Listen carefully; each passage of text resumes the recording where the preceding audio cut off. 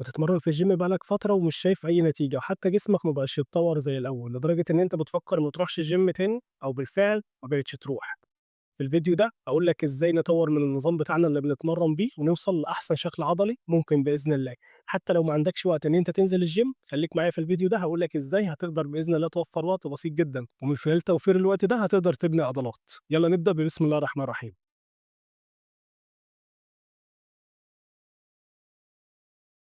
السلام عليكم، إزيكم؟ أنا يوسف. في الفيديو بتاع النهارده زي ما كنا بنقول هيكون الهدف بتاعنا إن إحنا ننزل الgym بأبسط نظام ممكن أو بمعنى أدق بأقل وقت ممكن، لإن إحنا معظمنا كfreelancers أو حتى كناس عندها شغل كتير على مدار اليوم، مش بيبقى عندنا وقت إن إحنا نتمرّن، فيا دوبك لمّا بنوفّر نُص ساعة في اليوم كده والّا حاجة بنحمد ربنا الحمد لله. فهاقول لك إزاي نتخطى كل المراحل دي ونلتزم في الgym ومش بس كده وإزاي نطوّر عضلاتنا بإذن الله، لإن خلّيك فاكر أنت جسمك وعقلك لازمًا بتطوّره النهارده عشان يسندك بكرة، ويالّا نبدأ عشان ما نطوّلش عن كده. أول حاجة يا صديقي أنت لمّا بتنزل الgym بتبقى عارف إن أنت عندك شوية أنظمة أنت المفروض بتختار واحد منهم وبتلتزم بيه. طيب يا يوسف إيه أصلًا الأنظمة اللي موجودة في الgym؟ هاقول لك هو ببساطة حتى الآن هم 3 أنظمة، وممكن تخترع بمعنى كلمة تخترع أي نظام يتماشى مع جسمك، وهنا بتيجي فرق الخبرة بين إن أنت لسه نازل أو لسه داخل الgym بتطبّق نظام معيّن، وبين إن أنت خلاص فهمت جسمك بتقدر تتماشى معاه إزاي. طيب عشان ما نبعدش عن نقطتنا، إيه برضه يا يوسف الأنظمة؟ ببساطة يا صديقي ال3 أنظمة بتوعك هم الBruce Split والPush Pull Leg وده التالت والأحسن بالمناسبة، والتاني هو الFull Body. طيب الFull Body أو الUpper Lower خلّينا نبدأ بيه، لإن النظام ده أنا مش بافضّله وهتلاقيني مش هاتكلم عنه تقريبًا طول الفيديو، فعايز أبدأ بيه وانتهي منه دلوقتي. الFull Body أو الUpper Lower هو بكل بساطة عبارة عن إن أنت بتنزل الgym تقريبًا يومين في الأسبوع، بتتمرن خلال اليومين دول مرّة يوم رجل اللي هو الlower الجزء اللي تحت، والupper الجزء اللي فوق. طيب الجزء اللي فوق ده شامل إيه؟ شامل تقريبًا كل حاجة، شامل الصدر، الكتف، الدراع، وكمان الضهر. طيب حلو جدًا، يا يوسف ليه النظام ده أنت مش بتفضّله؟ هاقول لك يا صديقي النظام ده مشكلة من مشاكله إن أنت بتنزل الgym مرتين أو 4 وبتكرر تاني عادي خالص ما فيهوش يعني أي مشكلة، بس الفكرة الجزء الupper اللي فوق تخيّل أنت في يوم بتتمرن صدر وكتف ودراع وكمان ضهر أو حتى قسّمتهم. بالمناسبة أنت لو قسّمتهم يبقى أنت أصلًا يُعتبر مش بالupper lower، أنت كده رُحت على نظام تاني اللي هو الpush pull leg. الupper lower زي ما كنا بنقول أنا مش هاتطرق ليه كتير لإن أنا مش بافضّل النظام ده بالمرّة، حاسس إن هو عايز حد ما عندوش وقت تمامًا لدرجة تمامًا اللي هو في الأسبوع كلّه فاضيه ساعة واحدة بس بتمرّن نُص ساعة رِجل ونُص ساعة upper الجزء كلّه اللي فوق وشكرًا على كده. حتى إن أنت تشوف نتيجة في جسمك أعتقد ده شيء بعيد جدًا وصعب. نروح للنظامين التانيين اللي إحنا هنكون بنتكلم عليهم معظم الفيديو بتاعنا وإزاي نستفاد منهم وحتى طرق التمرين بتاعهم. طيب حلو جدًا. الPro Split والPush Pull Leg الاتنين دول الPro Split هو ببساطة النظام الكلاسيك اللي إحنا بنتمرن عليه من زمن الزمن، اللي أنت بتنزل الgym بتتمرن عضلة في اليوم، 6 أيام في الأسبوع وبتريّح اليوم بتاعك، أو 5 أيام في الأسبوع وبتريّح اليومين بتوعك. ده الطبيعي. طيب إيه مشكلة النظام ده؟ مشكلة النظام ده إن أنت لمّا بتعمل خلل في يوم هو ضرب لك عضلة كاملة، فبتضطر حاجة من الاتنين، يا إما ترحّل العضلة دي للأسبوع اللي بعديه، ويبقى عدّى عليك أسبوع أنت ما مرنتهاش، ودي حاجة مش صح طبعًا، لإن ممكن تصادف إن في الأسبوع اللي بعديه برضه لسببٍ ما تتمرنش العضلة دي، ودي حاجة مش كويسة. ده المشكلة الأولى بتاعته. المشكلة التانية إن أنت تمرّن العضلة مرّة واحدة في الأسبوع ده مش أفضل حاجة. بالمناسبة في حاجة خلّينا متفقين عليها من النقطة دي كده من دلوقتي، إن أنت أي نظام في التمرين لازمًا تعمل له customization عليك، أي نظام في الgym في التمرين حتى في الأكل تعمل له customization عليك. بمعنى إيه؟ بمعنى أنا في وقت كنت باتمرّن مرّة واحدة في الأسبوع، والوقت ده مش بعيد، الوقت ده من حوالي سنتين أو سنة ونُص، بطول كده اللي هم ما شاء الله يعني كانوا أكتر من 3 سنين قبل السنتين دول كمان، كنت باتمرّن مرّة واحدة في الأسبوع. طيب ليه؟ لإن أنا كانت أسلوب أكلي أو نظام أكلي أو الdiet بتاعي اللي ماشي عليه هو يتحمّل العضلة مرّة واحدة تتمرّن في الأسبوع. بمعنى إيه برضه الكلام ده؟ بمعنى إن أنت لو أكلتك قليلة أو أكلتك ضعيفة زي ما بنقول، ما ينفعش تروح تمرّن العضلة مرّتين في الأسبوع، ده مش أفضل اختيار ليك. فعشان كده إحنا بنقول أي نظام أو أي diet لازمًا تعمل له customization عليك. طيب حلو جدًا. مؤخرًا أنا بقيت باتمرّن push pull leg. طيب يا يوسف إيه النظام ده وإيه مميزاته وإيه اللي خلّاك تستمر عليه فترة وشايف إن هو كويس؟ هاقول لك دلوقتي يا صديقي push pull leg ليه هو بالنسبة لي من أقوى الأنظمة اللي أنا مكمّل عليها حتى الآن.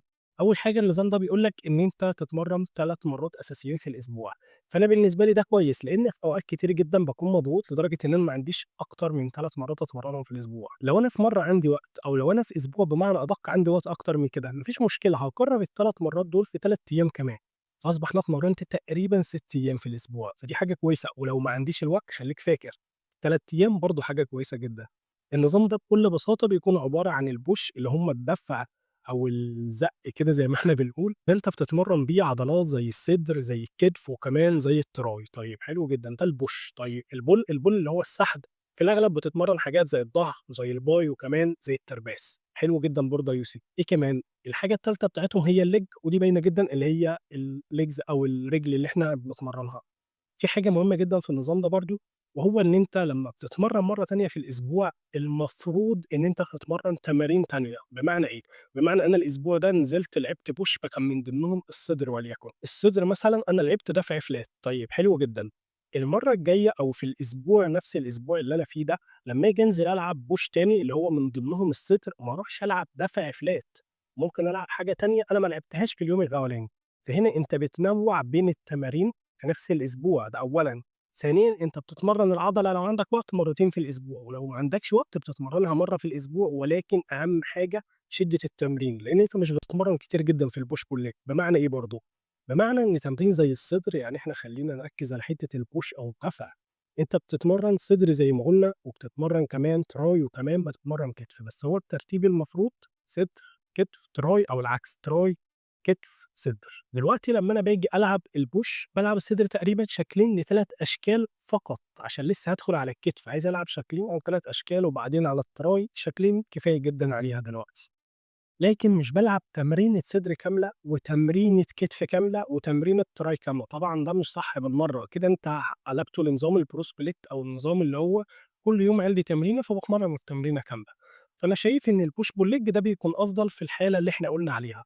طيب في نقطة كمان، دلوقتي إمتى يا يوسف أستخدم النظام بتاع البرو سبليت أو كل يوم عضلة، وإمتى أستخدم الpush pull leg؟ هاقول لك أنا بالنسبة لي أول فرق وأول فيصل بينهم، لو أنت ما عندكش وقت.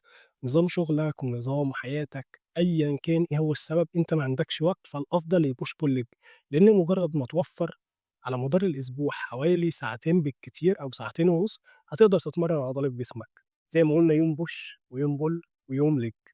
التمرينة بتاعتك من نُص ساعة ل45 دقيقة، تمرينة بجد بمعنى كلمة بجد، مش تمرينة اللي إحنا بنمسك فيها التليفون. التليفون المفروض ما بيدخلش الgym أصلًا، ما علينا من القصة دي دلوقتي.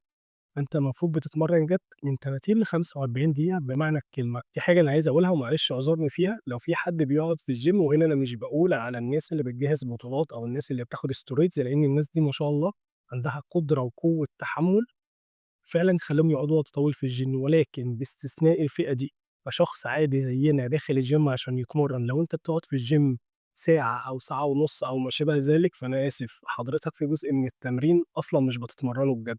لإن لو حضرتك بتتمرّن بجد وبتوصل للفشل العضلي بمعنى الكلمة، مش هتكمّل 40 دقيقة أو بالكتير 50 دقيقة لو الجسم يعني مساعد شوية.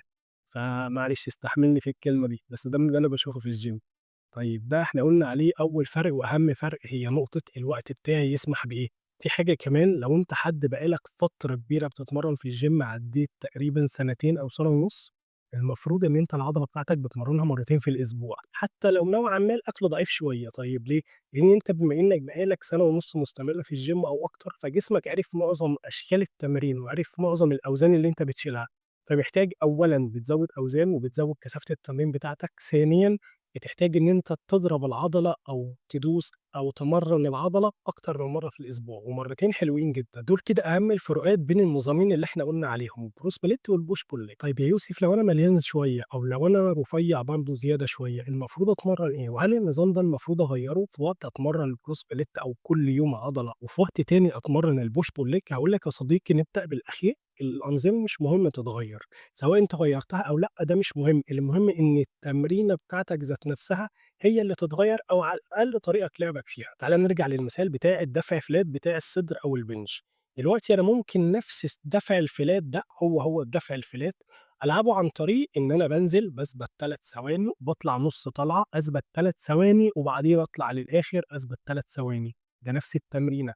نفس الشكل ده ممكن ألعبه بطريقة تانية، ممكن ألعبه بالطريقة العادية خالص اللي إحنا بنلعبه بيها. ممكن ألعبه بطريقة تالتة، إن أنا أنزل تحت أثبت حوالي 5 ثواني وأطلع نُص طلعة، أثبت ثانيتين أو 3، وبعدين أنزل 5 ثواني كمان وبعدين باطلع طلعة كاملة. يبقى أنا كإني باطلع نُص طلعة، أثبت وبعدين أنزل وبعدين باطلع طلعة كاملة، ده شكل تالت أو شكل رابع، وممكن نفضل نعد أشكال حوالي 5 أو 6 أشكال ده للتمرينة الواحدة، فدي أهم حاجة إن هي تكون بتتغيّر، حتى مش التمرينة، طريقة لعبك في التمرين هي المهم اللي هي تكون بتتغيّر. لو أنا يا يوسف زي ما كنا بنقول كده مليان شوية أو رفيّع شوية تفضّل لي إيه؟ هاقول لك أنا هنا هاستثنى نقطة الوقت، هاعتبر إن إحنا وقتنا كل واحد عندي كل يوم على مدار الأسبوع حوالي ساعة واحدة اللي فاضية، وهي دي اللي باحاول أمشّي نفسي فيها كده إيه، نُص ساعة تمرين، 40 دقيقة تمرين وحلو أوي على كده. طيب لو أنا مليان شوية، الأفضل من وجهة نظري إن أنت هتتمرّن ال6 أيام بتوعك في الأسبوع، وهتريّح يوم واحد فقط، إنك عايز تخسر دهون. خسارة الدهون رقم 1 عليها عامل الأكل، ده إحنا عارفينه كويس وعارفين الrecovery هو برضه اللي بيزوّد من العضلات، بالتالي العضلة بتحرق أكتر مع الوقت، دي هنتطرق لها في فيديو تاني بعد كده، الdiet والأكل والنظام بتاعنا. طيب أنا باتكلم حاليًا على التمرين في حد ذاته، التمرين في حد ذاته اتمرّن حوالي 6 أيام في الأسبوع، سواء إن أنت قررت إن التمرين يكون push pull leg بالتالي هتتمرّن 3 أيام push pull leg وبعدين هتريّح اليوم الرابع وبعدين تبدأ تعِد 3 أيام كمان، يبقى أنت الأسبوع بتاعك حوالي 7 أيام. طيب ولو أنا يا يوسف رفيّع شوية وعايز زي ما بنقول كده يعني أزيد، برضه مش هازيد دهون، أزيد يعني شوية عضلات، الأفضل إيه؟ هاقول لك يا صديقي الأفضل هنا إن أنت تتمرّن بحد أقصى 4، 5 أيام في الأسبوع، ده أقصى حاجة. ممكن تتمرّن 3، ممكن تتمرّن 4 وممكن بالكتير تتمرّن 5، بس هنا في نقطة مهمة، حاول تدوس على نَفْسك أكتر في التمرين، تتمرّن أكتر بمعنى الكلمة كأوزان مش كعدّات. العد مهم إن أنت نرجع لنفس المثال اللي عمّالين نقول عليه دفع الفلات، بدال ما أنا ألعب 15 و20 عدّة، ممكن ألعب 7 و8 فقط ولكن بوزن تقيل، وطبعًا خلّي بالك إن أنت لأحسن لا قدّر الله تتصاب، فلازمًا تبقى مسخّن كويس وما تبدأش طبعًا بالوزن التقيل، خلّيه في نُص تمرينتك أو في النُص الأولاني من تمرينتك، مش في النُص اللي هو النُص التاني. حلو جدًا، فكده أنا لو رفيّع محتاج إن أنا أقلل التمرين بتاعي، آكل كويس وأزوّد البروتين، إحنا قُلنا هنروح لنقطة الأكل والdiet ده في حلقة تانية أو في فيديو تاني، ولو أنا مليان شوية باتمرّن أكتر شوية وممكن أعتمد على العدّاد، بس برضه الوزن مهم، لإن الوزن بيخلّي العضلات تنمو عندي والعضلات هي اللي بتحرق في حد ذاتها الدهون مع باقي طبعًا عملية الحرق بتاعة الجسم. فكده إحنا قُلنا هنعمل إيه في الحالتين دول، وخلّيك فاكر زي ما إحنا قُلنا مش محتاجين نغيّر النظام بتاعنا كل شوية، سواء إن إحنا بنتمرّن بالنظام الكلاسيكي البرو سبليت أو إحنا بنتمرّن بالpush pull leg أو حتى إحنا اخترعنا نظام بنتمرّن إحنا بيه، ده ما فيهوش أي مشكلة.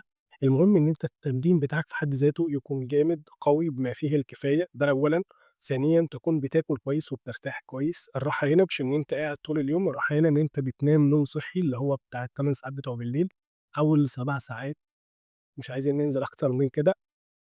دي حاجة تانية، الحاجة التالتة إن أنت يكون عندك استمرارية على التمرين ويكون عندك صبر عشان تشوف النتايج، دول أهم الحاجات اللي هيخلّوا شكل جسمك يتغيّر، وهيخلّوك فعلًا تشوف تطوّر عضلي ملحوظ جدًا في جسمك. ما تنساش لو عندك أي أسئلة تكتبها لي في الكومنتات وإن شاء الله هتلاقيني بارُد عليك على طول، ولو في موضوع معيّن عايز نتكلّم فيه برضه قُل لي عليه في الكومنتات وإن شاء الله هتلاقيني باجهّز له في أقرب وقت، واشوفك الفيديو الجاي. سلام.